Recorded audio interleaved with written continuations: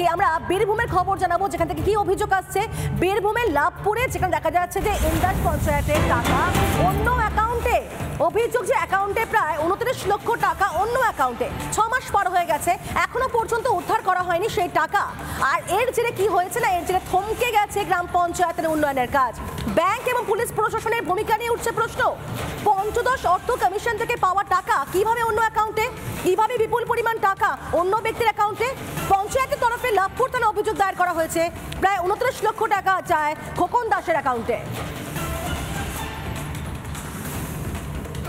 আমাদের একটা ফান্ড আছে, এই ফান্ডে 2022-23 অর্থবর্ষে প্রায় 28 লক্ষ 130 টাকা অন্য একটা অ্যাকাউন্টে ট্রান্সফার হয়ে যায়। জিপিএমএস বলে একটি আছে, সেই ওয়েবসাইটে আমাদের সেই সাইটে এন্ট্রি করার জন্যে পাস আপলোড করতে নিয়ে যাই, যে দেখতে যায় যে 2 তারিখে দেখা যায় যে অন্য একটা অ্যাকাউন্টে টাকাটা ট্রান্সফার হয়ে গিয়েছে। ব্যাংক কর্তৃপক্ষকে যখন জানানো হয় তখন উনি তার কোনো সদুত্তর দিতে পারে নাই।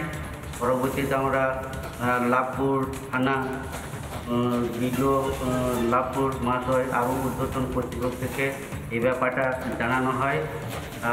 তারপরে দেখা যায় যে এই আমাদের পঞ্চায়েতের বিভিন্ন ডেভেলপমেন্টের যে কাজকর্মগুলো এই টাকার ঘাটতির ফলে উন্নয়নমূলক কাজগুলো ব্যাহত হচ্ছে, তো এই টাকা যাতে উদ্ধার করা হয়। বিষয়টি আমি এখানে 31শে অক্টোবর জয়েন করেছি এই 23 সালে।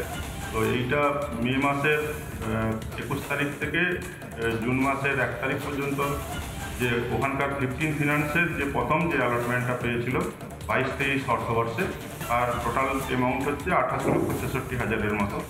তো এইটা যে ব্যাংক আছে, ইন্ডিয়ান ব্যাংক আছে এখানে লাভপুরে, ওনার সিএসপি এবং যে ব্যাংকের যে যৌথ ভাবে কাজটা করেছিলেন, তাতে দেখা যাচ্ছে যে গ্রাম পঞ্চায়েতের কোনো অ্যাডভাইস বা কোনোরূপ হচ্ছে যে ফিনান্সিয়াল অনুমোদন ছাড়া এই টাকাটা কিন্তু ওনাদের অ্যাকাউন্ট থেকে এটা উঠে গেছে। 15 ফিনান্সের 2টা অ্যালটমেন্ট ইয়ারলি পায়, সেটা গ্রাম পঞ্চায়েত, পঞ্চায়েত সমিতি এবং জেলা পরিষদ পায়।